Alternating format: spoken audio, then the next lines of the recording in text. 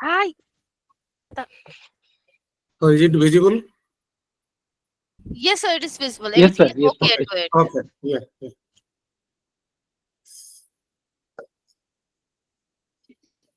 So coordinators and organizers at Baramulla and Bhavanpatna.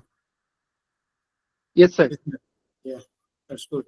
And dear participants, welcome to all of you to this morning session today. It's our privilege to have Professor BP Mohanty, a former ADG Inland Fisheries ICR, with us today to deliver the lecture. The lecture today is Blue Revolution for Food and Nutritional Security, Unlocking Aquaculture's Potential. So right now I request Dr. Smruti Smita Mahapatra to give a brief introduction of Professor BP Mohanty. Please, madam. Thank you very much, sir. A very good morning to all the dear participants. So today we have with us Professor Bimal Prasann Mohanty, sir, the former Assistant Director General, Inland Fisheries, ICR, and currently the Professor of Biochemistry, Institute of Veterinary Science and Animal Husbandry, Soya University, Bhubaneswar. Professor Mohanty is a distinguished scientist and academician with over 3 decades of pioneering contributions to fishery sciences, biochemistry, and biotechnology. Sir has served as the Assistant Director General, Inland Fisheries at the Indian Council of Agriculture Research, ICR, New Delhi, where he played a pivotal role in shaping national strategies for the sustainable development of inland fisheries and aquaculture. Sir began his academic journey with a BVSc and AH from OUAT Bhubaneswar, followed by a Master's in Veterinary Science in Biochemistry from IVRI Bareilly, and earned his PhD in Biotechnology from JNU New Delhi. His career spans roles as Assistant Professor at OUAT, Principal Scientist at ICR Central Inland Fisheries Research Institute, SIFRI, Barakpur, and the head of the Division of Fishery Resource and Environmental Management. Professor Mohanty's research has focused on nutritional biochemistry, proteomics, environmental biotechnology, and nutriogenomics, with special emphasis on the nutritional profiling of Indian food fishes and their role in human health. Sir's work on biomarkers for arsenicosis and riverine pollution has been widely recognized. He is a recipient of numerous accolades, including the Professor E.P. Odum Gold Medal, SIFRI Platinum Jubilee Award, and the Lifetime Achievement Award in Biochemistry. Sir has served as Editor-in-Chief of the Journal of the Inland Fisheries Society of India and is a Fellow of several prestigious scientific societies. Currently, Sir is a Professor of Biochemistry at the Institute of Veterinary Science and Animal Husbandry, SOA University, Bhubaneswar, where he continues to mentor the young scientists and contribute to academic excellence now. So we are honored to have Professor Mohanty with us today to deliver a lecture on Blue Revolution for Food and Nutrition Security, Unlocking the Aquaculture's Potential. We welcome you, sir. Thank you very much. Thank you very much for the kind introduction.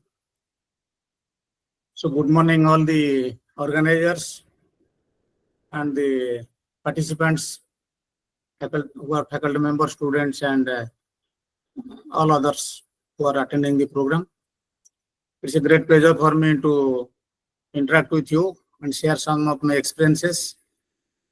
And at the Indian Council of Agriculture Research, we always try to see that we are the NARS system, National Agriculture Research System, where the ICR institutes, the State Agriculture University, Veterinary University, Central Agriculture University, you are all together. And food and nutritional security is our biggest responsibility. As on today, we are the most populous country in the world.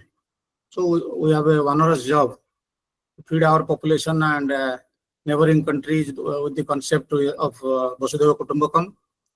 In all this backdrop, aquaculture is very important field for food and nutrition security. Both land animals and aquatic animals, or animal husbandry sector and fish husbandry sector, they play a very big role. So we'll be discussing about the Blue Revolution We'll be starting with food and nutrition security. What are they? What are the different dimensions? And what we need really good food for our health. Then coming to Blue Revolution and what is the aquaculture's potential. That is the way I will organize the talk. So thank you once again, organizers, for the opportunity. So we are starting now. Before 15 minutes, you can remind me.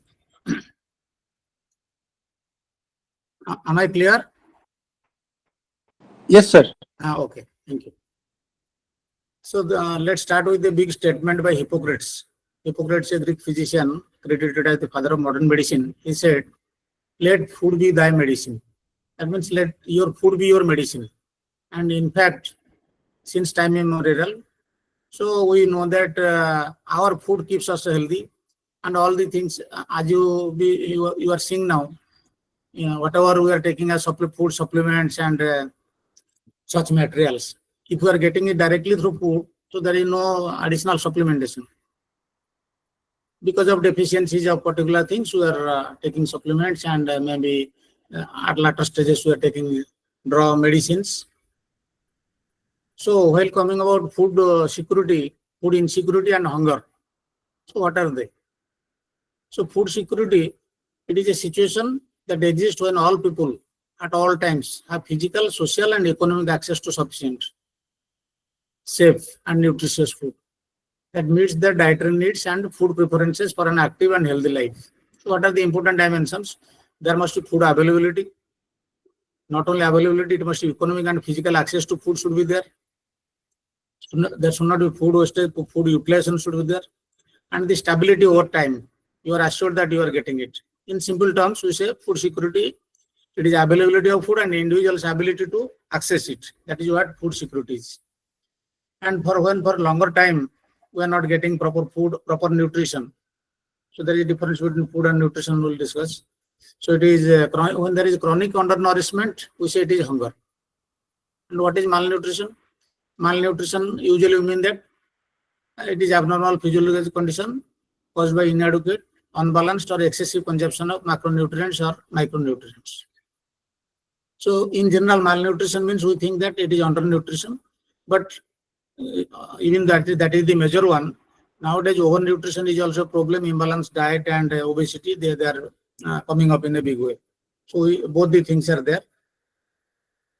And if you look at hunger, different dimensions of hunger, there is protein hunger. Protein plays a very important role. We'll be discussing subsequently that. There is calorie hunger. That means energy deficiency. So many times you'll find protein calorie malnutrition, they occurs together.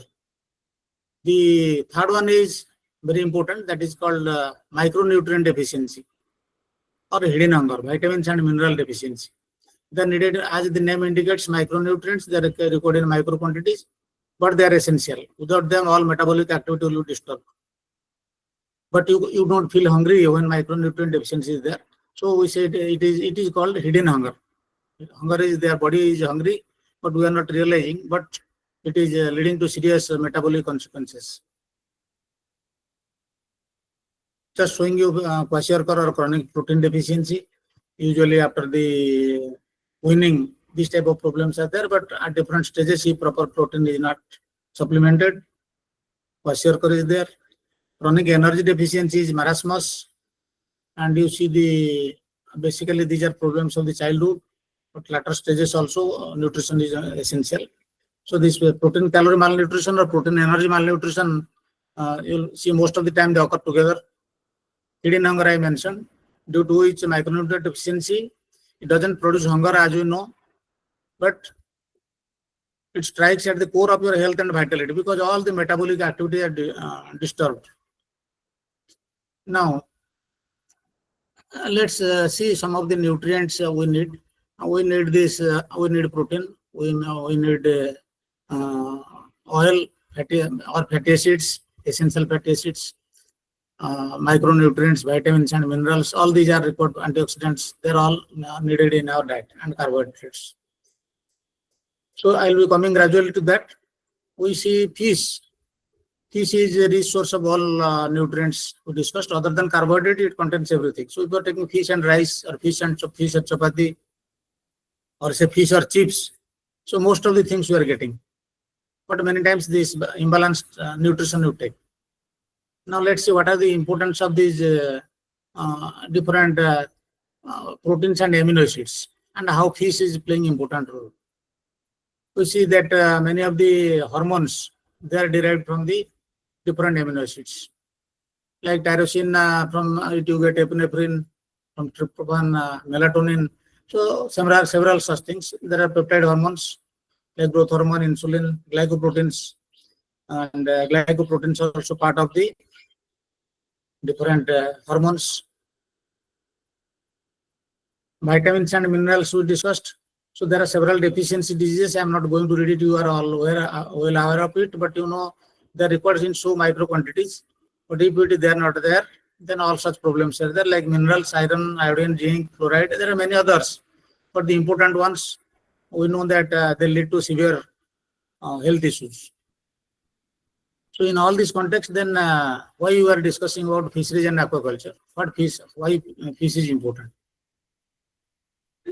Since time immemorial, fish is an important component of our diet, and it is one of the important source of quality animal proteins. I emphasize the word quality. Means if you see the essential to non-essential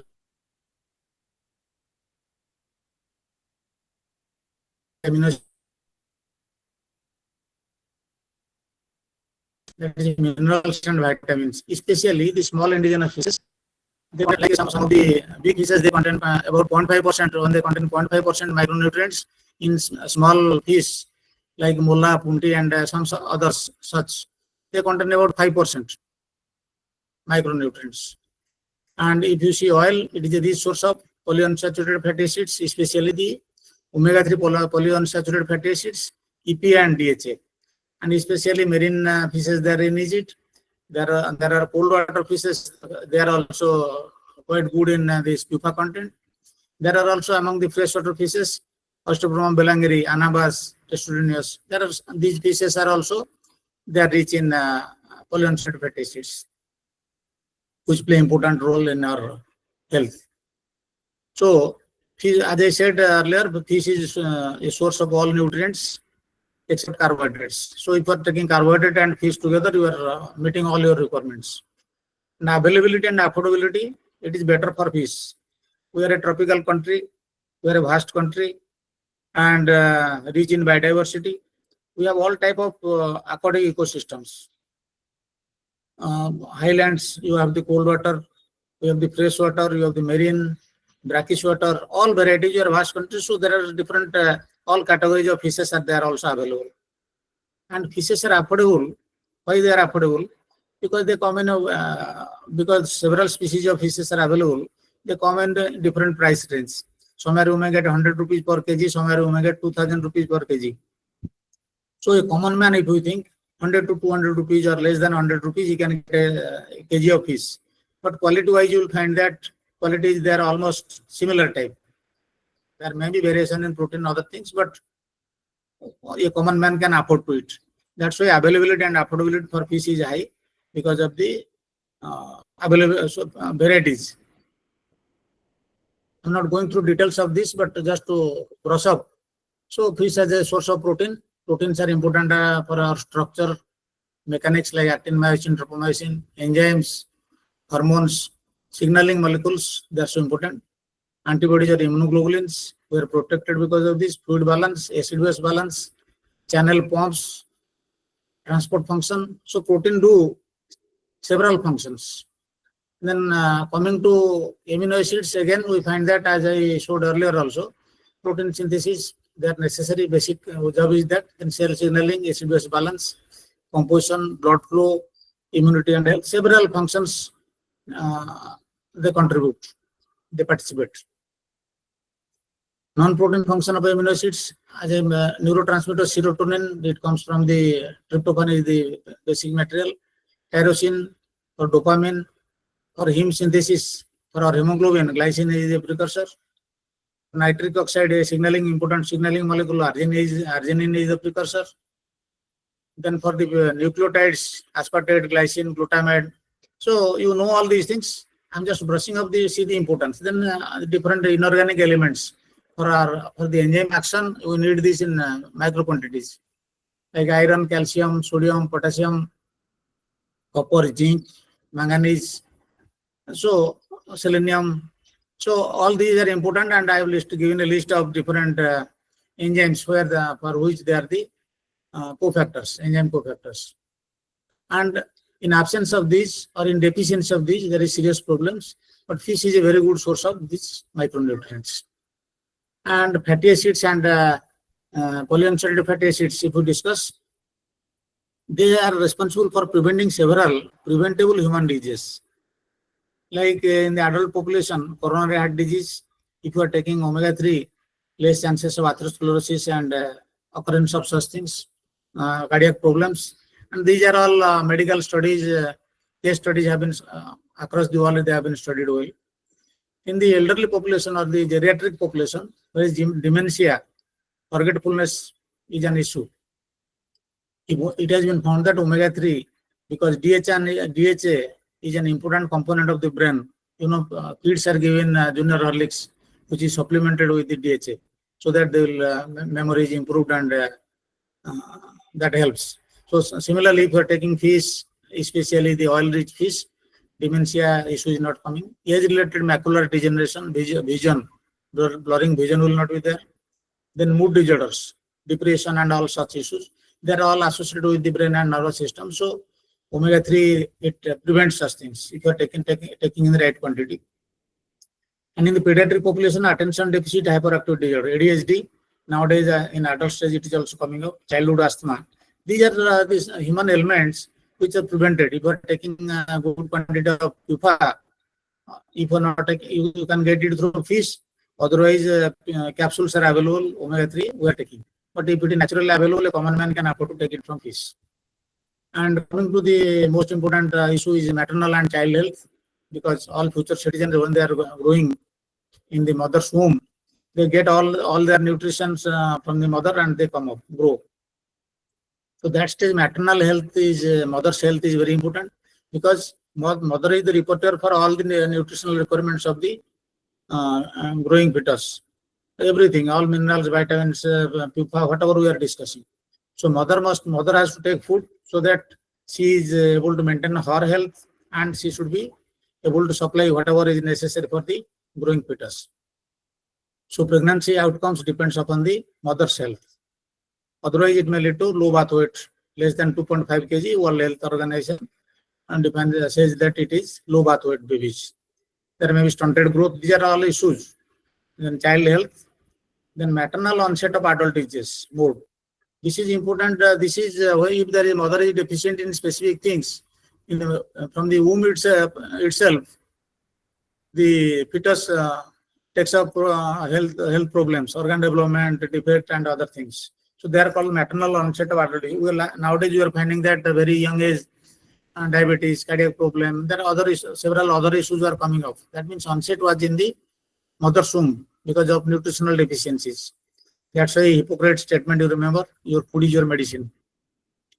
So the first 1,000 days of life, it is very vital. And fish consumption during pregnancy, it has been studied, case studies have been made, and they help to overcome such situations. So this is all so important about fish, how it is important in our nutrition and our health and food security. That's why Blue Revolution is such a big buzzword today. So it represents the Blue Revolution represents the transformative movement aimed at enhancing food and nutritional security by unlocking the vast potential of aquaculture and fisheries. So especially the first Blue Revolution started, we can say, when the Professor Hiralal Chaudhary and their co-workers, they developed the induced breeding technology in 1957. Subsequently, we have a ministry presently, Minister of Fisheries, Animal and Dairying, we can say, and then the Pradhan Mantri Matsya Sampad Yojana, all these things came. So that is essential. We can say that is the second Blue Revolution started after the first one started after the induced breeding technology. So inspired by the green revolution, it focuses on sustainable aquatic food production to meet growing nutritional demands. Fish is not consuming water. It is in media in which it is growing and providing all nutrients. So aquatic food, I mentioned that animal proteins and other things are important for that. Then blue revolution, it is boosting the fish production and exports, rural employment, food security, modernizing fisheries with new technologies. So we have to look into the freshwater sector, brackish water, then infrastructure development, root stock centers, aquatic quarantine facilities, health labs. Then sustainability focus should be restoring ecosystem, promoting culture-based fishery, and responsible stocking and of fingerlings, so that right size fish are available at the time of need. So if you look at the global perspective, consumption has increased globally 3.1% annually. So there is great demand for fish because our countries, Western countries, they have alternative sources of animal protein. However, they are eager for fish because of the omega-3. In our case, and many other developing countries, we need fish. We get everything from fish. As I mentioned, other than carbohydrates, we are getting everything. So the FO's Blue Transformation Vision aims to secure the aquatic food system, promote a healthy diet, then it can address the climate change impacts, then issue of equity for all people. All people on the planet Earth, they are citizens of planet Earth, they should have equitable access. So unlocking the future potential of the aquaculture, sustainable practice, climate resilience, equitable resource distribution, policy integration with nutrition and public health goals. So that is the most important thing. We'll be discussing subsequently how fisheries are helping. Now coming to India, we are a mega biodiversity hotspot. There are, as such, you know, that more than 35,000 species are available. But the important ones for our food purpose, we are getting 1,300 about marine species. Inland fisheries 720.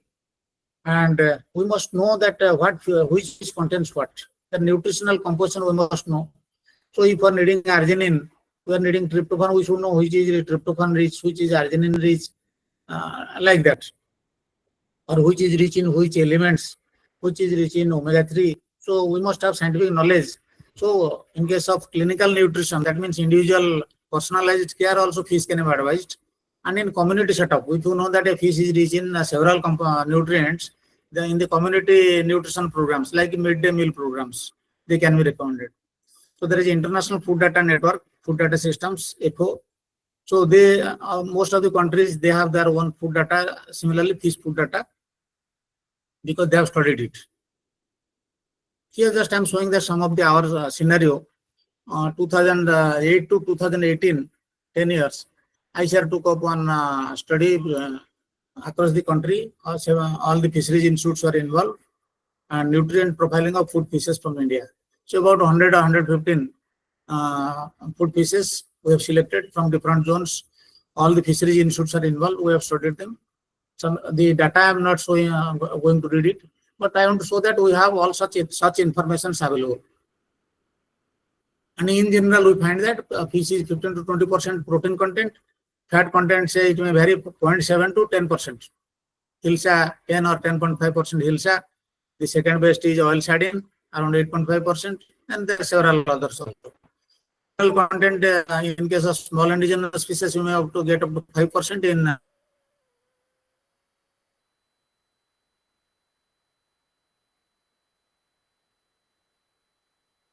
other big fishes. They are not more than 100 species. We have classified fat content. Low fat fish, medium fat fish, high fat. High fat is more than 8%, like oil sardines and hills. Then medium 4 to 8%. Low fat fish is 2 to 4%. Lean meat is 2%. So as per our requirement, we can take, and their resource of omega-3.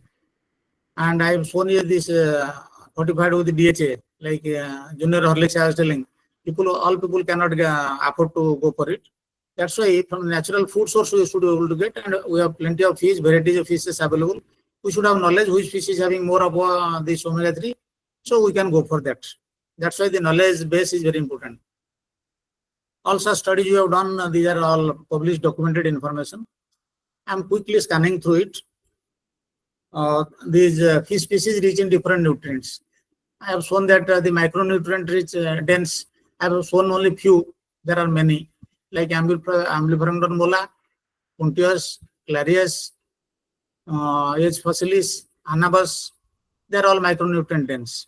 Similarly, if you look for protein rich species, they are Chitala, Singala, Katla, or major catfishes. They are good source of proteins. And here I have shown you among the fat rich fishes, Illis, Tenologia illisa, oil sardines. Among the freshwater fishes, Anavas and this Osteobroma belangeri. They are very good source of omega-3. Then cold water fishes also, tor and Ancorynchus mincis. They are also good source of oil. There are many others also. So if you look small indigenous fishes versus big fishes, because we are such a vast country, small indigenous fishes, they contain good quantity of protein, they contain good quantity of micronutrients, but they are important for micronutrients because we cannot go for cultivating small indigenous fishes for feeding such a big country. So we can have a plan of taking when we are purchasing 1 kg of big fish, we can go for 200 to 50 grams of small fishes. So that micronutrient is taken care of. So our studies, we have shown what are the calcium rich, magnesium rich, phosphorus rich species, iron, copper, zinc. So the study has developed in an organized manner. All the information have been generated because prior to that, information were scattered. That's why the ICR felt that, and it is associated with our one of the most popular fishery scientists, Padma Shri Dr. S. Ayapan. When he was the Deputy Director General, he initiated this program. 2008 we started. Then he was Director General also. That time it continued. It continued till 2018. It was his vision that we have several species and fish is important for human health. So we must, in relation to humans, what is the important nutrients we must know. So we can harness the potential. So we all just remember him and pay our regards to him for his vision. 2008 he planned these things, and you see nowadays it is so important. And we have a database because earlier we didn't have a database for all such things. And we have organized the way we have all database. Again, this is just a figure I have shown that again, and different fish and how they are rich in different micronutrients. Similarly, vitamins, fat soluble vitamins A, B, E, K. I have shown that if you see mola is rich in vitamin A, vitamin D, vitamin K. So these are similarly Puntius sulfur. You see it is rich in vitamin D, vitamin E. They are rich in several, and some of the big fishes also, large fishes I have also shown. So we should know that so that we can, our physicians will come to that. Physicians can advise you take this fish. Vitamin A deficiency, you can go for the small indigenous fishes, especially Mula, Punti, and whatever available in your locality. This is also just given the freshwater, cold water, different from different habitats. How these iron and vitamin A, this was specific for the pregnant mothers. It is very important. Vitamin A is required, iron is required. So we have given list of fishes which contain both these things. Then another term is Nutri-Smart species. When Dr. T. Mahapatra sir was our Director General, he sometimes visited Sifri Barakpur. Barakpur was the headquarters of this study. Then several other institutes like CMFRI, CIFT, SIBA, SIFA, SIFE, DCFR, we are all partners. So he said that you tell me, because I cannot recommend people several things. Few species, they should be smart species. Then smart species means he meant several nutrients should be there. Like Anavas, it is rich in protein, it is rich in micronutrients, it is rich in omega-3 also. So you can say it is a smart species. Like that I have shown few here, but there are many. So they can be included in the community nutrition programs. Like midday meal program is one such, where the school going children, they can eat this fish, so they get everything, so brain developed, they are healthy. Government is not going to, they are disease free, likely to be disease free. So government is not going to spend a lot of money for the medication, rather for developmental work, this can be diverted. So all such information I am telling it is put into we develop a database called NutriFish-In. NutriFish-In stands for India, nutritional composition of food fishes from India. So whatever studies you have done, we have put all these things. You see this database, it is open access database. You click it, you get on information. There is a knowledge base also.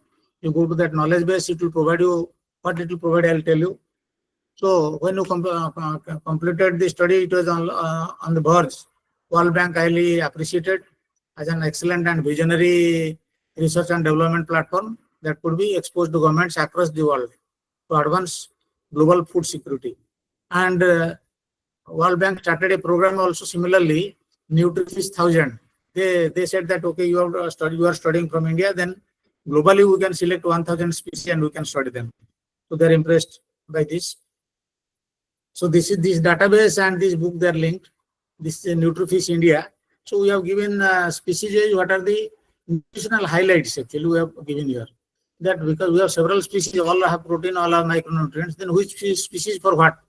What are the ones for important from omega-3? What are the ones for iron? Like that, we have highlighted the nutritional richness of those. So you can see this book. And in the knowledge base, what we have provided actually, like Katla, we have given the proximate composition and what recommendable. A physician, for what it can for which problem he can recommend it. Like functional amino acid, glycine and glutamic acid. It is a major source of protein. Similarly, suppose you go for Rita, a catfish, riverine catfish. We have given the proximate composition. It is a lean meat, very less amount of fat, about 0.5%. But it is trace elements, iron and zinc, it is very rich. Like Hilsa, it is the highest oil content and one of the best species. It comes vitamin E rich, then EPA, DHA, omega-3 for omega-3, this is one of the best. Similarly, if you see the Hilsa and this Chitala, they contain protein. They are also protein-rich species, like I mentioned earlier. So all such information you can get from the database. I am not repeating it because of time. Otherwise, for whatever species you have studied, we have put this in the database. All information is available. So you can further advance it and enrich the database for the country. And all these are documentations we have, while in the project we have studied these things, nutritional significance, therapeutic value of fish, fish consumption, human health. In Hindi also, like that, we have made some other languages, Bengali, Assamese, some other languages, nutrient profile and health benefits of cold water species, marine species, capacity building in fisheries and aquaculture, entrepreneurship opportunity, like that, PPP in aquaculture. So that all aspects of this we should strengthen, so aquaculture can really be changed. Now with this, let's see what we have. Priming in an Indian aquaculture towards nutrition security. So as of today, if you at a glance, if we see this is data of 2022-23, total production is 17.545. Out of that, inland fish production is 13.113, marine is 4.432. The third largest fish exporting country in the world, and we are the most populous country. You must see that. So we have to, in comparison to China, our production is 5 to 6 times low. So we have to really enhance it. So aquaculture fisheries provide livelihood to more than 28 million fishers and fish farmers at primary level. And in the value chain, there are many. So you all know that these are the different ICAR institutes and its 33 research centers. And along with that, we have not listed to make it less complicated. Otherwise, we have all the different fisheries universities, fisheries colleges, they are also scattered. So it is all whole team together. We work for the sector and trying to develop it. So what is the diversified freshwater? I am telling the strength. So we have the standardized techniques available for many. So medium and minor carps, catfishes, and then morels, koi, and then cold water species. So for freshwater aquaculture species, for diversification, we should go for this. In brackish water, we have the lattice calcarivore, Chanos, P. monodon, Chelacerata. See, Tetroplus is one of the very high demand fish. So these are the things available. We should diversify to high value fish. Major marine species similarly, the cobia, grouper, pompano, in the lobsters, mussels. So there is great demand coming for it, and we can diversify for this. Similarly, like species diversification, we can go for system and practice diversification. Carp polyculture, then low, medium or high input based culture practice, then varying cropping patterns, monoculture of catfishes, freshwater prawn, mixed farming, then non-conventional ones, sewage fed fish culture, integrated farming, cage and pen. So these are the ones we can diversify. Now let's look at the livelihood, professional and entrepreneurship options. So fish breeding and culture, like if we want to be successful in fisheries and aquaculture, before the first blue revolution, before the induced breeding technology was not there, seed was a problem, but it should not be now. Of course, the demand is high. That's why there is need for breeding and culture. So across the country, hatcheries and network of hatcheries should be there, so they can be integrated. So we should be able to supply to the country. Pen culture in lakes, this is an important avenue. We have technology for seed rearing and growth production in bills. Different design of pens and materials for fabrication. We have patented all these things. So livelihood for landless in eastern and northeastern states. So this pen culture can be taken in a big way in the lakes. Reservoirs, we say reservoirs are sleeping giants. In fact, if we go for successfully, wherever they have gone for reservoir fishery, they have been successful culture-based capture fisheries, and they are one of the important sources to realize our fisheries and aquaculture dreams or potentials. Mussel farming, it is coming in a big way. There is demand is coming up. We can go for it. We can popularize it, and even for this thing, high women participation in Kerala and other southern states, they go in a big way. So, and there is also demand, but somehow we have not gone for it in a big way, and there is scope for it. Seaweed farming, there is a lot of stress these days because of different products and medicine, therapeutic materials we can get it from it. CAFT and CMFRA Cochin or ICAR institutes, they have made several products, and you can see how they are good for human health. Oyster farming, seed from both hatchery production and natural collection. Packages of practices for open sea farming. Methods of value addition demonstrated. Diversification in marine fisheries, providing alternate livelihood for fishers. So technology is ready. So more and more people can go for it, so that we can really realize the potential of it. Ornamental fisheries, it is another important avenue. I can say in India, it is not really good explored well. Singapore is a small country. It is the top of the world in ornamental fisheries. So many times our government asks us, so where do we stand? Why ornamental fish is important? Because like our health is physical health and mental health. Physical health, whatever we have discussed, it is for physical health. Eating fish, so we get all the nutritional requirements from fish. The other aspect is we are having so much of stress. World is stressful these days. So the ornamental fish, they have psychological impact to feel so relaxed and stress-free. That's why there is great demand in all government offices and international trade. We can go it in a big way. We can go for it, and there are very high value ornamental fishes. We have not ventured much into that aspect. Otherwise, it is quite a lucrative business. Like if we can have the corridors, ornamental fish corridors, say starting from Vizag to Kolkata, and it is a mega investment like under PMMSY or some such program comes, and several institutes involved and NGOs participating, and the Northeast and Deccan Plateau and other places species can be there. They can be marketed through Calcutta How. Similarly, for the marine ornamental fisheries from Kerala to Vizag, that can be, and the West Coast is also there. So that is a big business. Entrepreneurship is waiting in that. We are not gone into deep into it. So they both employment generation, women empowerment, foreign exchange, and mental health. I have not mentioned that is the most important one. So for such things, ornamental fish has huge scope.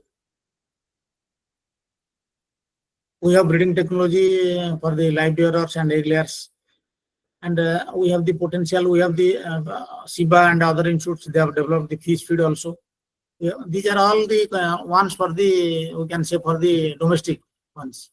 But the very high value ornamentals are there.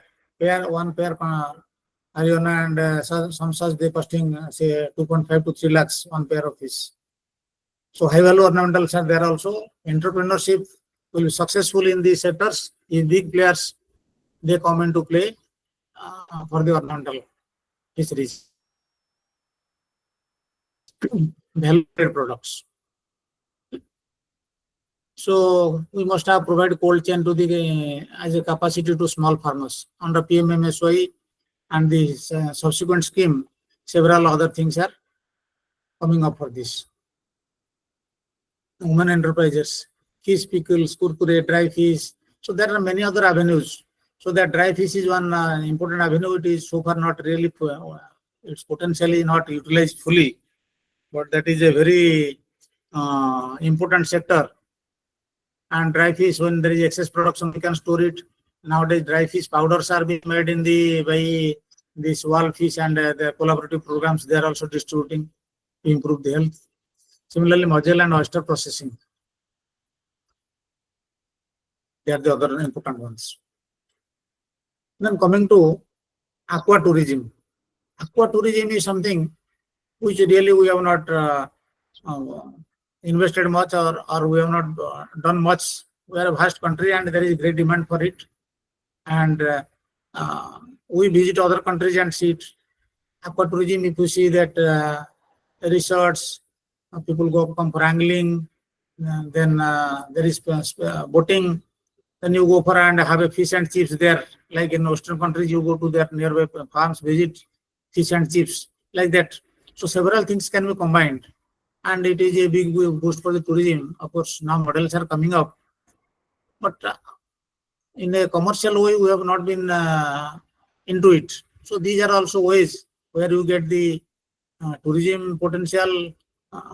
Forex also you can earn here. Then aqua farming is done in a good way. People can eat fish also. So it will provide employment to several fishers and others. I'm not going to the details of the Pradhan Mantri Matsya Sampad Yojana, PMMSY. It was initially one of the biggest schemes in the fishery sector. After the in 2019 May, the Ministry of Fisheries, Animal Husbandry and Dairying was formed. So this program started in 2020. So 2020 to 2025, all across the country, this was a program. And to bring out blue revolution through sustainable and responsible development of fisheries. And the intention was, I'm reading it because to address the critical gap post-harvest infrastructure and management. Post-harvest is a big issue, percent, and the efforts are for reducing it to less than 10%. Because whatever we are producing, we are investing in it and we are producing. If we can prevent the loss, that is also as good as production, fresh production. And modernization and value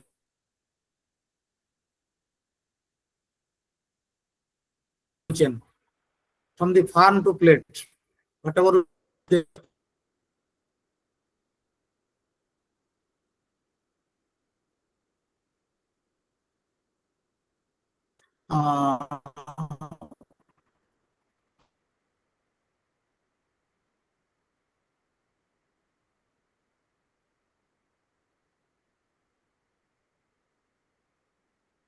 it should be in the right way. That is,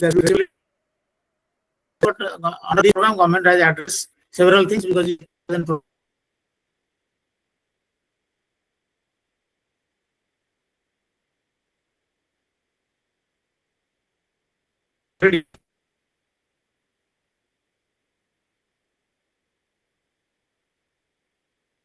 it is time also. Fishery management and regulatory firm.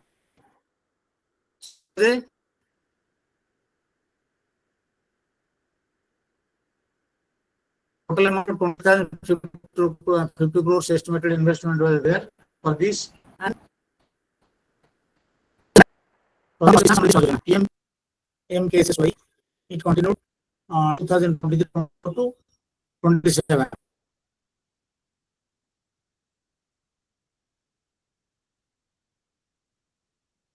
I think the fishery sector is something important. National Fishery Digital Platform, so we can onboard the fish farmers and other things associated with the sector. It can be there, so in a formalized way. Then greater access to institutional finance for fish farmers and micro and small enterprises.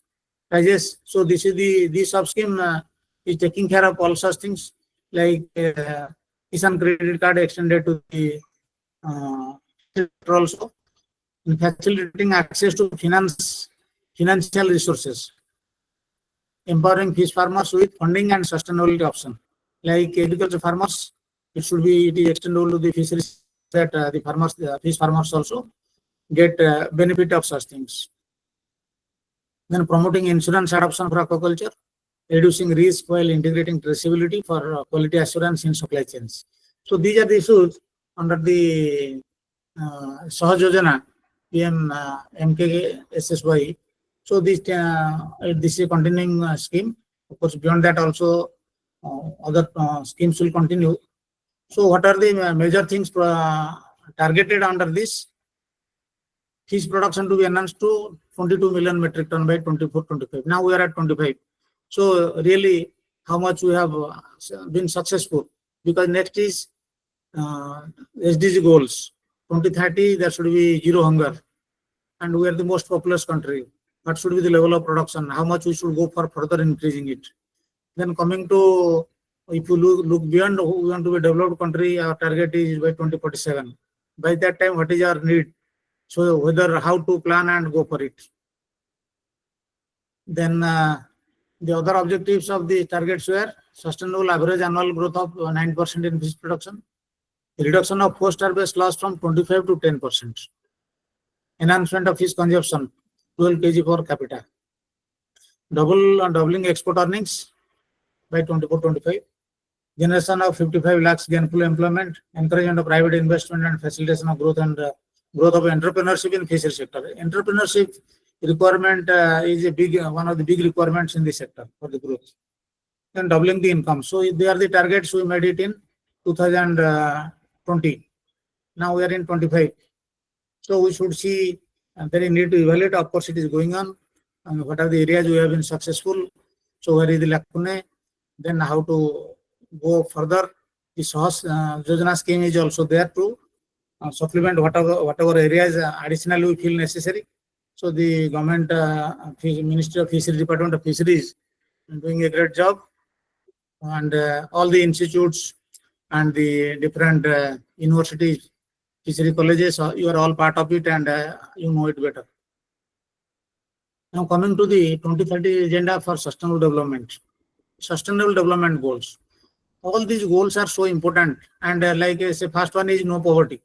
So not only fishermen, for others also, securing the nutrition and fighting poverty, our sector has a big role. More important than a zero hunger by 2030. For that actually, so I was discussing hunger and malnutrition, protein hunger, calorie hunger, hidden hunger. So the basic requirements are food and nutrition. This sector has a fishery and aquaculture. It has a tremendous growth potential. It is growing in a steady state. So all eyes are on this.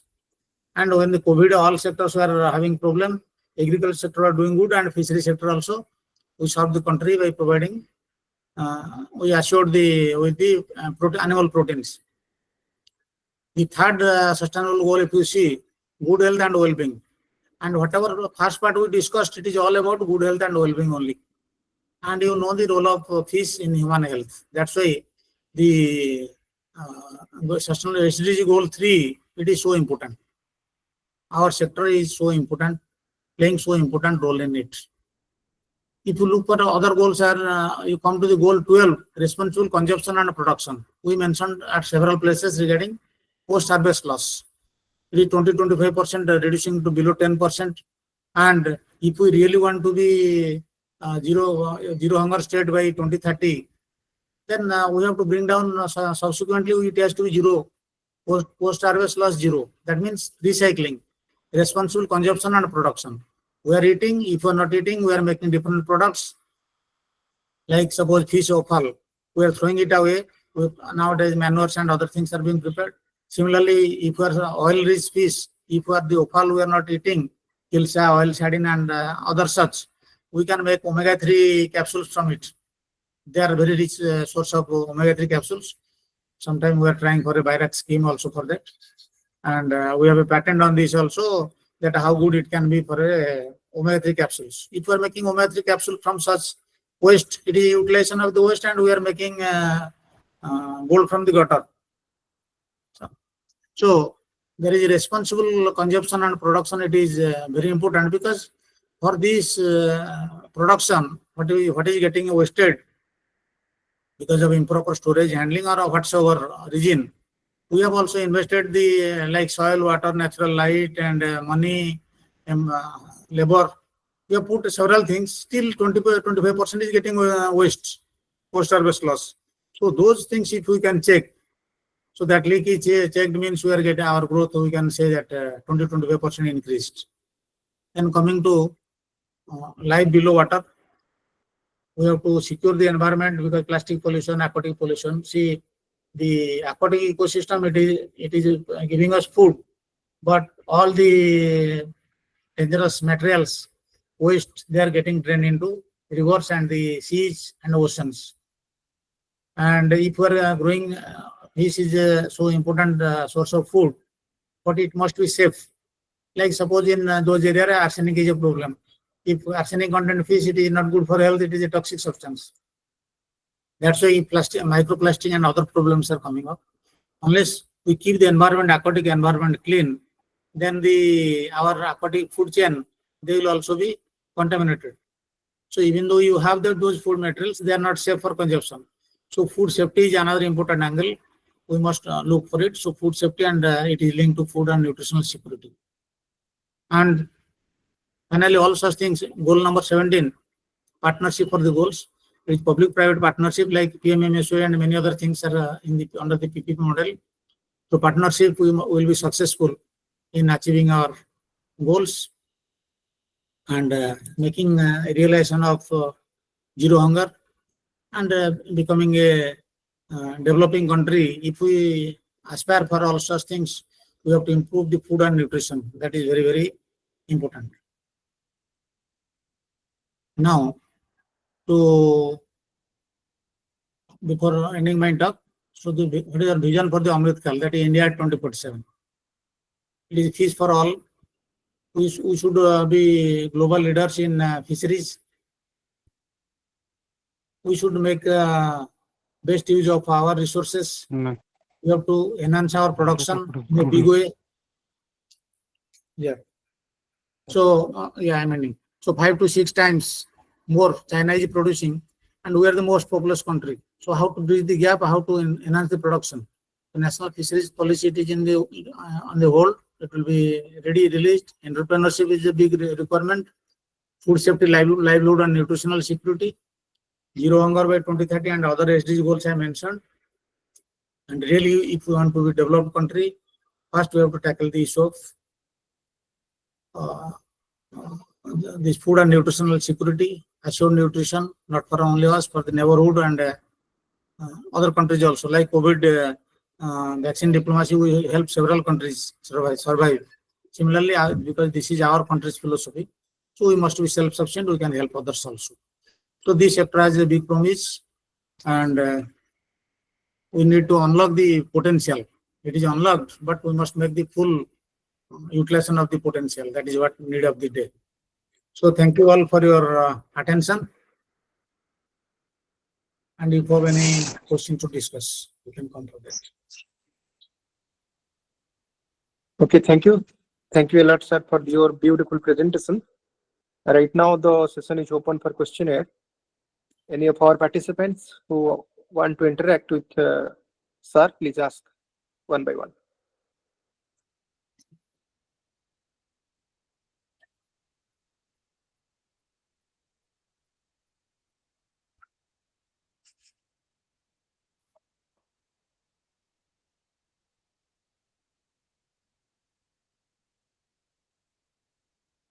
Yeah, any question? It is open for now.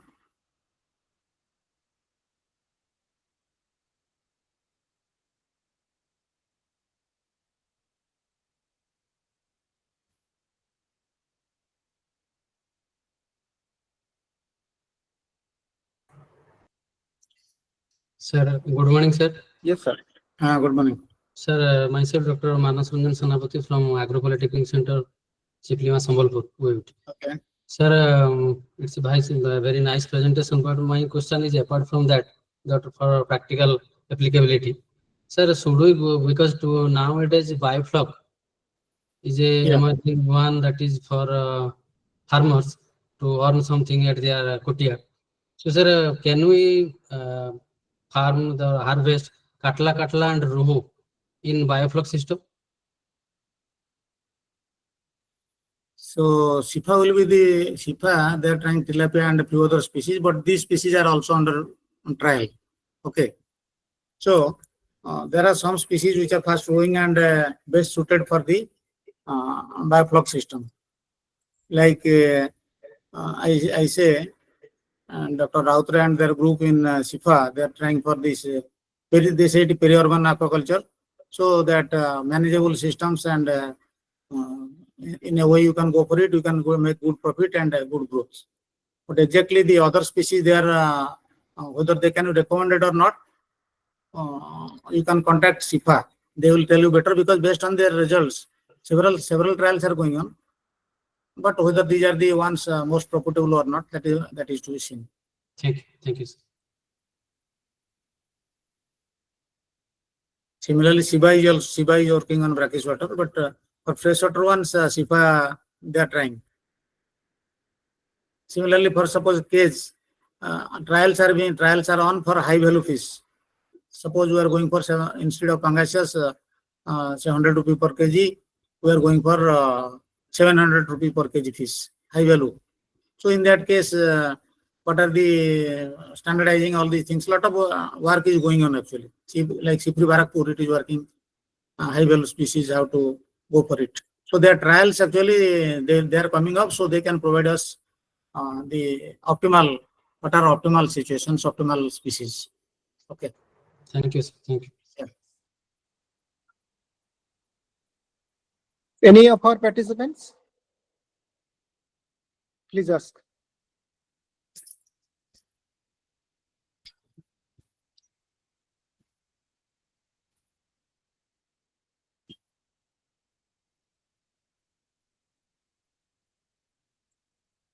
Okay, if nobody is there, let's conclude this. Before that, I must thank today's resource person, Professor B.P. Mohanty. Sir, thank you a lot for your insightful and well-delivered lecture. You have a wealth of experience that got reflected in your lecture. And sir, unlocking aquaculture potential, that your lecture, and I say that your presentation effectively highlighted the critical role that sustainable aquaculture can play in addressing global food challenges. And what I marked, particularly how you connected scientific advancement with real-world applications, showing the potential for aquaculture to enhance both food availability and nutritional quality. Thank you a lot, sir. You kept our request and agreed to deliver a lecture. We are thankful. Really, it's our privilege to have you today. Thank you a lot, sir. Thank you. That's my pleasure to share these things. So basically, I started as assistant professor by veterinary biochemistry, and I worked in a fisheries institute for a long time. So our biochemistry knowledge I try to employ and see whether it is land animals, aquatic animals, and we are the important food sector. So whether it is again agriculture and all related things, and we have a big responsibility for food and nutritional security of the country, and that is the most important requirement. So we have collectively a big role to play. Yes, sir. So the sector has to work tremendously. We are celebrating 100 years birth anniversary of the legendary Bharat Ratna Swaminathan sir. And in our sector, fishery sector, Dr. Ayapan, Dr. Ayapan, he contributed in big way. And Yes, sir. collectively, we have a big role to play because we must be self-sufficient. And Vasudhaiva Kutumbakam is our policy, our vision, or our philosophy. So we help several other countries. So our production, we must have enough surplus. We are doing it now, but with population demand will be more. So these sectors, animal husbandry and fisheries, they have a very important role because animal proteins, they are very important for our health. Yes, sir. Okay. Okay, sir. Thank you very much once again. Thank you. Okay. Right. I'm disconnected. So, dear participants, again at 2:30 we will meet. Today's lecture is Sustainable Livestock-Based Integrated Farming System, Strategies for Holistic Development and Current Trends. It will be delivered by Professor Nilakpal Ghosh, Dean, College of Veterinary Science, West Bengal University of Animal and Fishery Sciences. So we'll again meet at 2:30 p.m. Thank you very much.